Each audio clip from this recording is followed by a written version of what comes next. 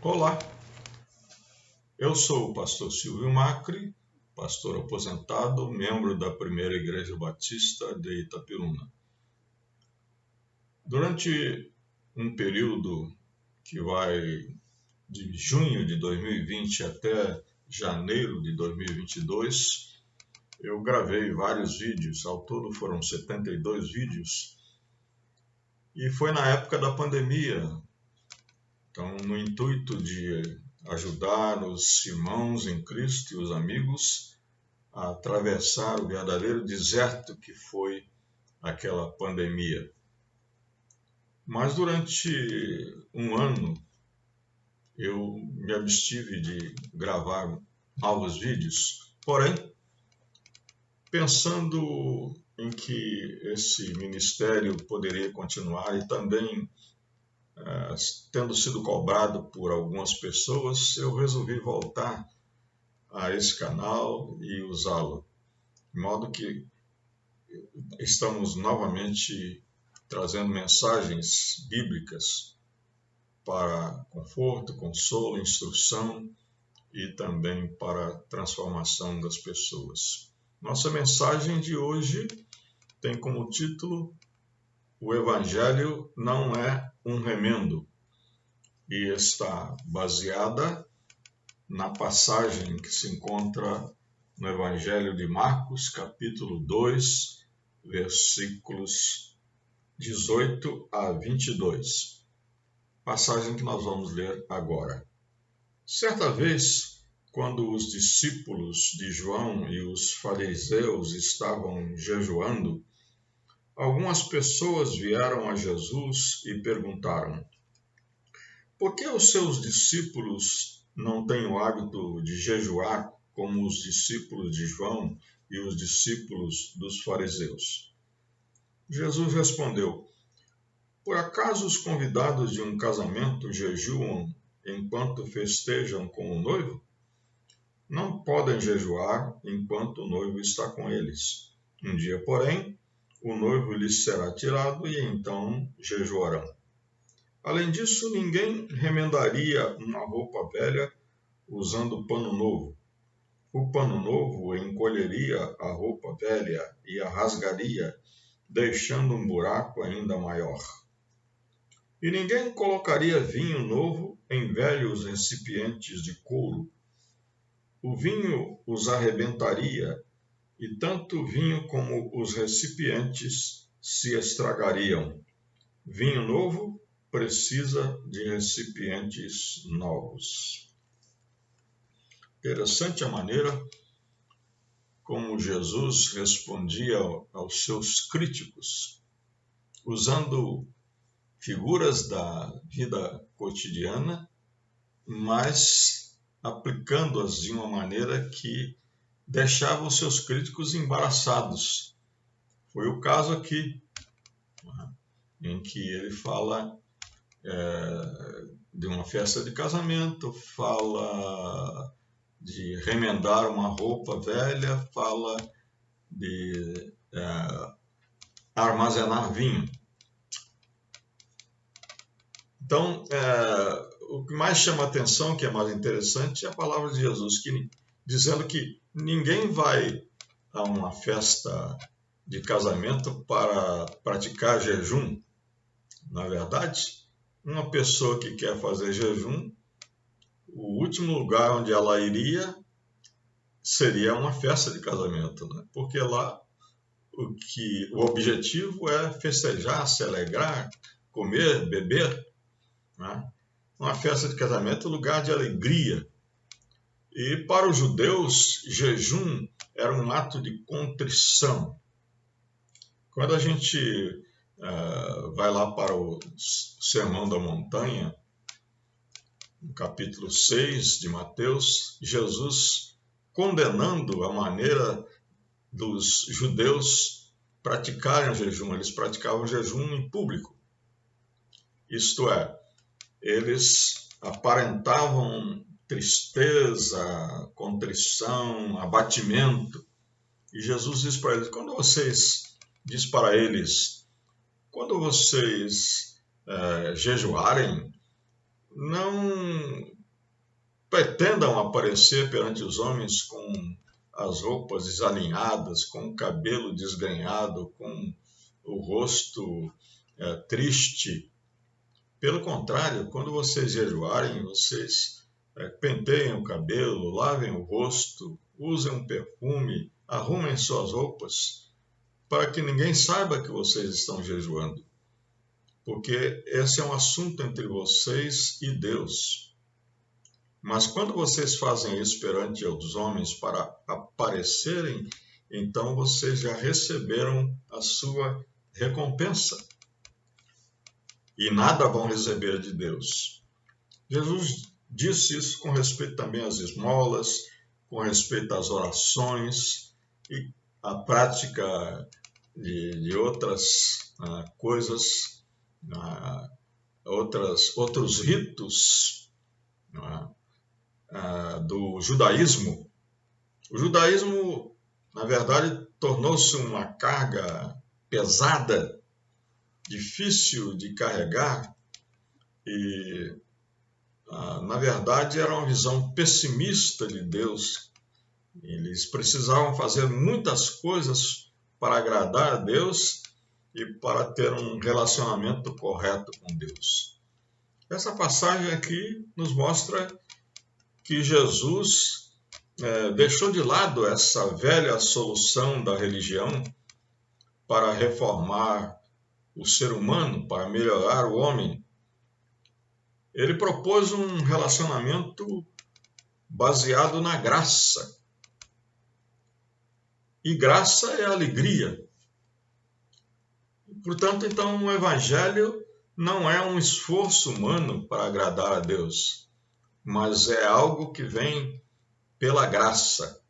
O Evangelho, aliás, o resumo do Evangelho, como se costuma dizer, está em João capítulo 3, versículo 16, que diz: Deus amou o mundo de tal maneira que deu o seu Filho unigênito, para que todo aquele que nele crê não pereça, mas tenha vida eterna.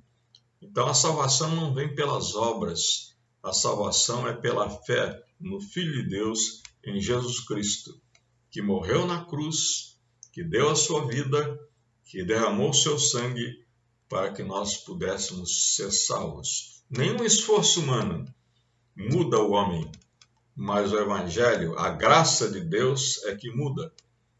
Quando Jesus fala de festa de casamento, estava se referindo a uma crença que os judeus tinham, uma esperança que eles tinham de que no futuro, quando Deus restaurasse a vida dos judeus, haveria um grande banquete, uma grande festa. No Novo Testamento, essa festa é chamada de Bodas do Cordeiro.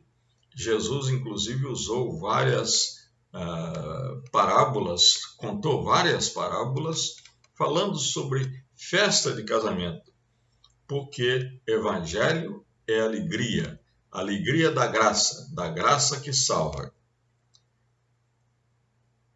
Isso nós temos no primeiro versículo, quando Jesus fala do casamento. No segundo versículo, Jesus estava falando sobre como remendar uma roupa.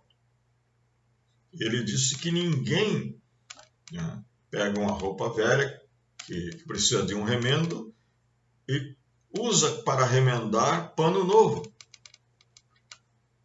Porque senão o que vai acontecer é que o pano vai encolher e o remendo não vai funcionar. Pelo contrário, ele diz que a roupa velha se rasgaria e ia deixar um buraco ainda maior.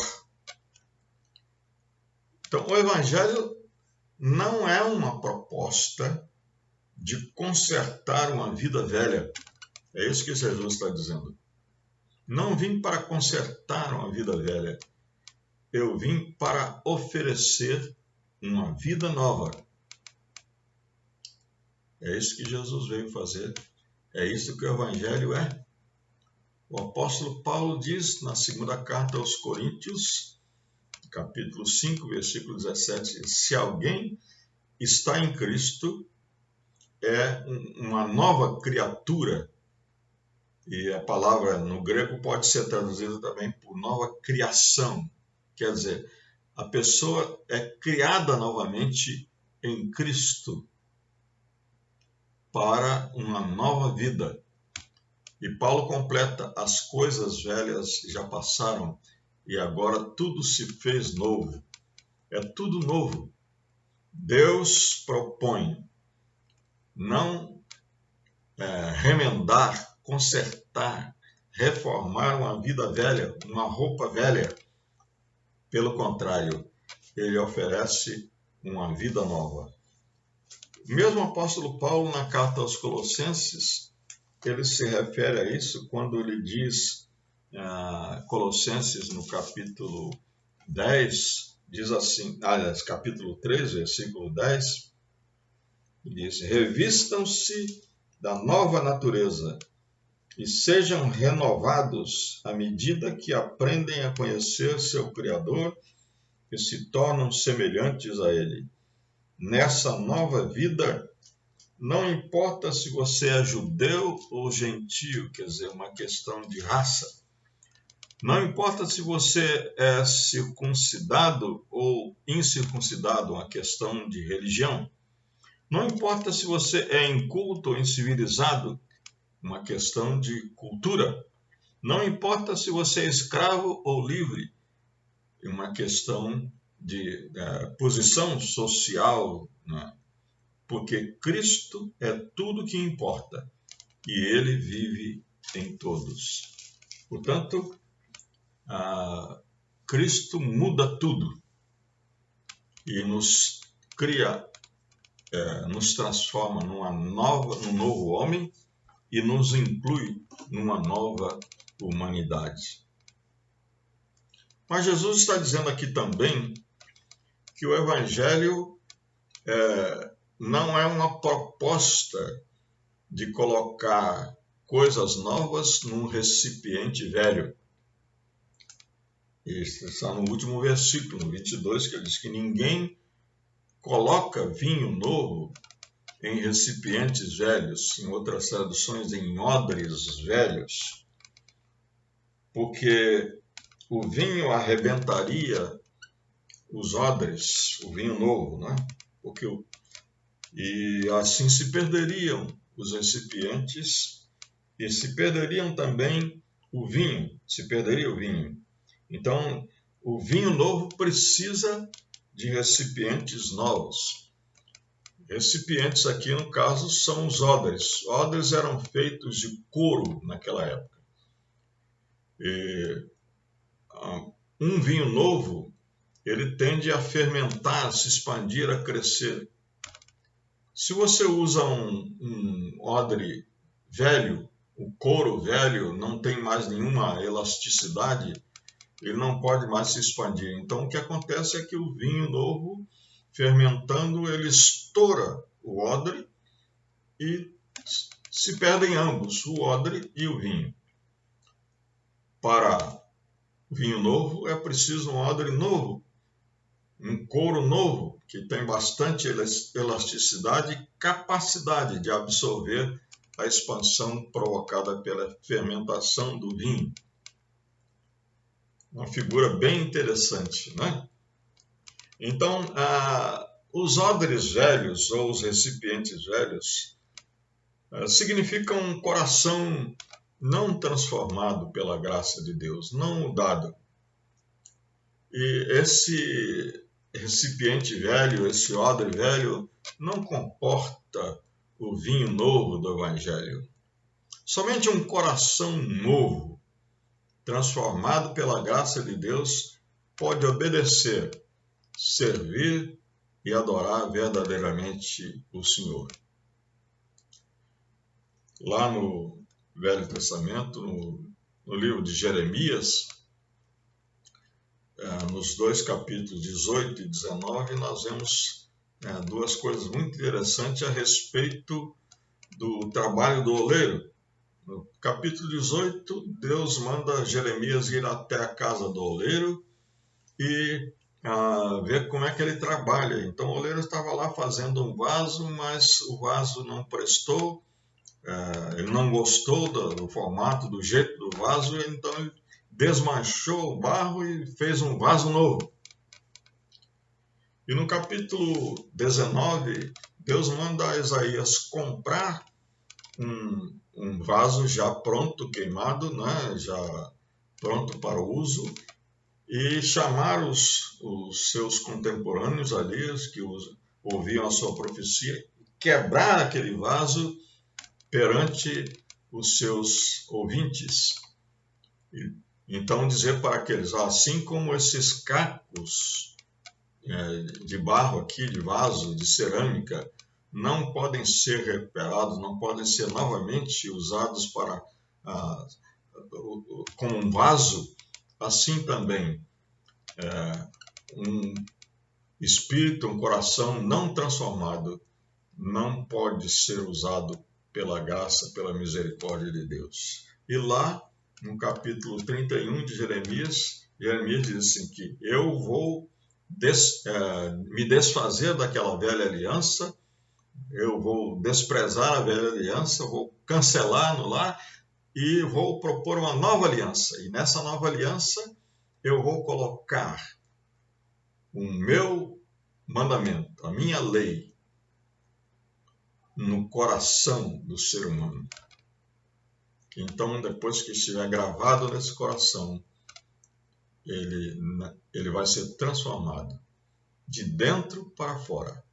A religião tenta transformar o homem de fora para dentro, mas o Evangelho transforma o homem de dentro para fora. É no coração que Deus opera e muda o homem. É no coração que o Evangelho opera e muda o homem. Coração novo para suportar, para conter, para ser recipiente de uma nova doutrina, de um novo conceito de vida, de um novo mandamento. Às vezes nós tentamos consertar um aparelho velho, levamos para o técnico, ele dá um jeitinho lá e aquilo funciona durante algum tempo, mas depois quebra de novo e a gente percebe que perdeu tempo e dinheiro. Isso pode ser feito talvez com um aparelho eletrodoméstico, mas não faça isso com a sua vida. Não faça isso com a sua vida. Não tente consertar, reformar, não tente remendar a sua velha vida. Deixe que Jesus Cristo transforme a sua vida. Deixe que Jesus Cristo mude o seu coração. Deixe que Jesus Cristo faça de você uma nova criatura, porque o Evangelho não é um remendo.